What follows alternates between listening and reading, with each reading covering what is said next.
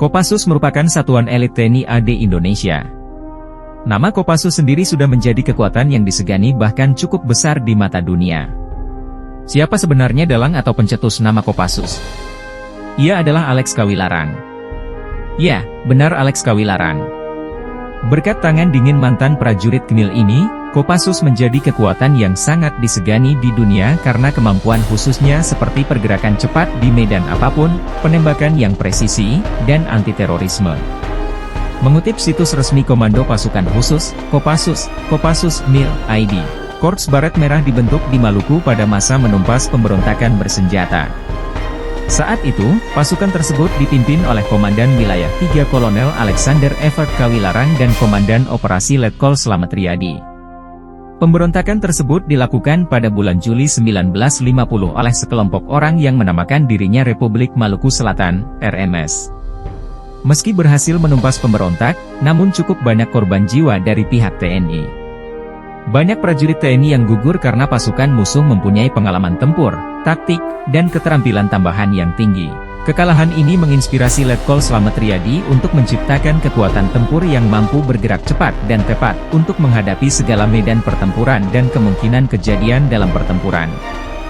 Belum sempat ia berpikir, Letkol Slamet Riyadi sudah tewas. Maka A.I. Kawilarang melanjutkan ide tersebut. Pada November 1951, Kolonel A.I. Kawilarang diangkat menjadi Panglima TT3 Siliwangi.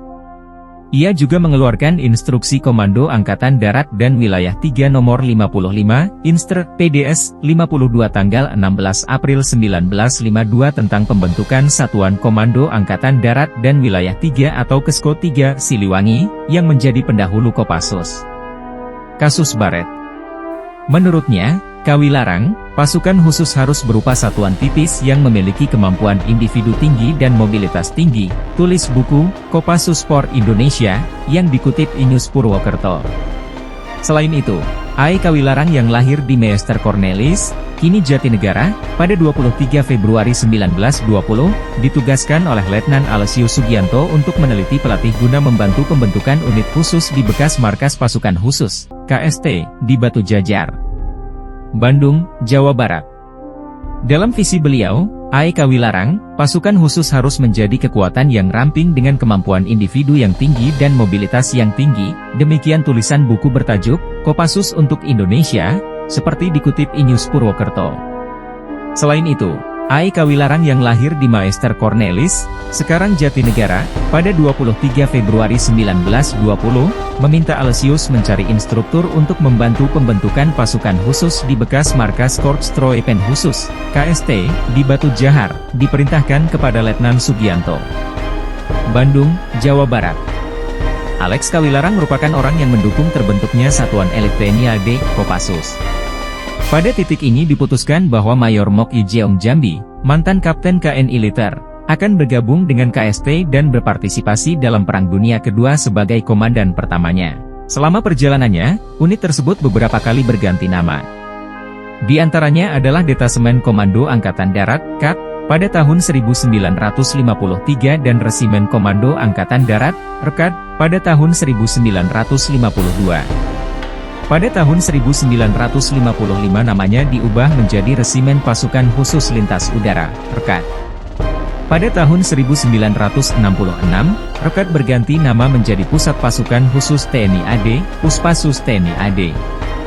Pada tahun 1971 berganti nama menjadi Markas Besar Pasukan Sandi Uda, Kopasanda. Baru pada tahun 1985 satuan tersebut berganti nama menjadi Komando Pasukan Khusus, Kopassus. Keberhasilan A.I. Kawilarang membentuk pasukan khusus tidak lepas dari pengaruh didikannya. A.I. Kawilarang memiliki darah militer karena ia dilahirkan dalam keluarga militer. Ayahnya, Alexander Herman Kawilarang, adalah seorang mayor KNI Liter. Nama ibunya adalah Nelie Betsy Mogot. Kedua orang tuanya berasal dari Lembokeng, Sulawesi Utara, dan merupakan keturunan Minahasa subsuku Tulur. Alex Kawilarang adalah sepupu Daan Mogot, Kepala Akademi Militer Tangerang, yang terbunuh ketika mencoba melucuti senjata depot perbekalan Jepang pada pertempuran Rencong tahun 1946. Sebelum terjun ke dunia militer, Kawilarang menjalani sistem pendidikan Eropa. Kawilarang mengenyam pendidikan dasar pertama di Candi di Semarang dan kemudian di European Lager School, ELS, di Cimahi, Jawa Barat. Setelah menyelesaikan pelatihannya, Kawilarang bersekolah di Fuggereberger School ke Bandung yang saat ini menjadi SMA Negeri 3 Bandung dan SMA Negeri 5 Bandung. Setelah lulus sekolah menengah, Kawilarang mengikuti jejak ayahnya dan memulai pelatihan militer. Pertama, Kawilarang bergabung dengan Perwira Cadangan Opleiding Korps KNI Liter, Coro, pada tahun 1940, dan kemudian menghabiskan 2 tahun di Akademi Militer Kerajaan, Koninklijke Militaire, di Bandung dan Garut, Jawa Barat, dari tahun 1940 hingga 1942. Academie. Setelah lulus, Kawilarang ditempatkan di Magelang sebagai pemimpin peleton dan kemudian kembali ke Bandung sebagai instruktur. Pada Oktober 1945, Kawilarang diangkat menjadi staf Panglima Jawa Barat I di Purwakarta. Pada Januari 1946, Kawilarang menjadi Kepala Staf Resimen Infanteri 2 Bogor Divisi Jawa Barat dengan pangkat Letnan Kolonel. Pada bulan Agustus 1946, Kawilarang mengambil alih komando Brigade 2, Surya Kencana, yang meliputi Sukabumi, Bogor, dan Cianjur. Brigade tersebut merupakan bagian dari Divisi Siliwangi yang baru dibentuk. Kawilarang memimpin brigade ini selama invasi Belanda pertama. Kawilarang juga sempat memimpin Brigade I Tirtayasa ketika brigade tersebut dipindahkan ke Yogyakarta. Pada pertengahan tahun 1948, Kawilarang berada di antara pejabat pemerintah dan militer di Bukit Tinggi, Sumatera Barat. Tujuannya untuk mengantisipasi invasi militer Belanda II dan mempersiapkan pembentukan pemerintahan darurat Indonesia di luar Pulau Jawa. Kawilarang kemudian menjabat sebagai Panglima Subwilayah 7, Tapanuli Sumatera Tenggara pada tanggal 28 November 1948.